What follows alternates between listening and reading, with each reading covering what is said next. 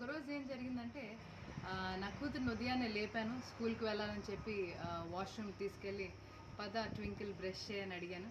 Brush చేయమని అడిగినప్పుడు తన కంట్లో ఏదో పడింది. పడితే తను అంటుంది, మమ్మీ చాలా దురదేస్తుంది మమ్మీ, మమ్మీ చాలా మంట పుడుతుంది మమ్మీ అనింది. అయితే తను మంట పుడుతుంది అంటుంది కానీ she's able to talk with her sister అనమాట. మాట్లాడుతుంది, మళ్ళీ నొప్పి అంటుంది. సో నా దృష్టిలో నేనేమనుకున్నానంటే అది చాలా చిన్న నొప్పిలే, అదేముంది తను భరించేస్తుందని నేనేమంటున్నానంటే ఏం కాదులే వదిలేసే బ్రష్ చేసుకో అని చెప్తున్నాను. అయితే తను అంటుంది, మమ్మీ నొప్పి వస్తుంది, నాకు చాలా డిస్టర్బెన్స్గా ఉంది మమ్మీ అని.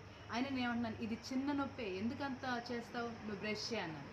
అయితే దేవుడు నా హృదయంలో నాతో మాట్లాడుతున్నాడు ఏంటంటే తనకి నొప్పి అన్నది ఫస్ట్ అది చూడమని. ఆ తర్వాత ఎందుకంటే అది చూడకపోతే ఈ బ్రష్ చేయాలనే దాని మీదకి తన దృష్టి వెళ్ళదు. తన దృష్టి అంతా ఇక్కడే ఉన్నప్పుడు వేరే పని నువ్వు చెప్పినప్పుడు వాళ్ళు చేయాలని వాళ్ళ మైండ్ వెళ్ళదు. అయితే నేను అన్నాను, ఏం నొప్పి అని దగ్గర తీసుకున్నప్పుడు తను చెప్పింది, మమ్మీ నొప్పి అన్నప్పుడు అది కంప్లీట్గా నేను అది తను కంఫర్ట్ చేసినాక నేను చెప్పిన పనులన్నీ కూడా తను చక్కగా చేసింది. ఫస్ట్ నా ఆదరణ తనకి ఇచ్చినప్పుడు తను అన్ని పనులు కూడా తను చేయడానికి ఇష్టపడింది.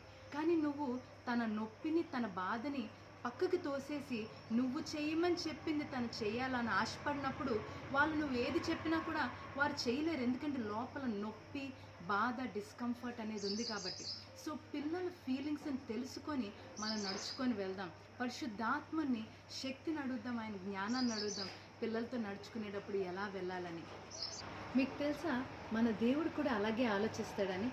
ఏదైనా నువ్వు ఒక నొప్పితో వచ్చినప్పుడు, బాధతో వచ్చినప్పుడు దాన్ని ఓవర్ రైడ్ చేసేసి ఇంత చిన్న ప్రాబ్లంకి నువ్వు ఎందుకు అలాగైపోతున్నావు, నువ్వు ముందుకెళ్ళు అని పుష్ చేసేవాడు కాదు. కానీ ఫస్ట్ తన దగ్గర తీసుకొని ఆదరించి నిన్ను ప్రేమించి ఎలాగుందని నిన్ను హీల్ చేసి అప్పుడు నీ ప్రయాణంలో ముందుకు పంపించేవాడై ఉన్నాడు. Your God is not a God who forces you. పరిశుద్ధాత్మ దేవుడు ఆయన ఎంత సుందరుడంటే, ఎంత మృదువైన వ్యక్తి అంటే ఆయన నిన్నెప్పుడు ఫోర్స్ చేసే వ్యక్తి కాదు. He leads the way, he shows you the way and he don't force you in it. He will comfort you, he will strengthen you, he will take hold of you. నిన్ను బలపరిచి స్థిరంగా నిలబెట్టి అప్పుడు పద నా వెనకాల రాని చక్కగా చేయి పట్టి నడిపించే దేవుణ్ణి మనం కలిగి ఉన్నాం. ఆమేన్, హల్లెలూయా. సో పిల్లలతో మనం నడుచుకునేటప్పుడు కూడా లెట్స్ హ్యావ్ గ్రేస్. దేవుడు మనకి ఎలాంటి కృపనైతే అత్యధికమైన కృపను మన ఎడలు చూపిస్తున్నాడో, మనం చేసినప్పటికీ తప్పులు చేసినప్పటికీ అలాంటి కృపని మన పిల్లలకు కూడా మనం చూపిద్దాం ప్రియులారా. ఆమేన్.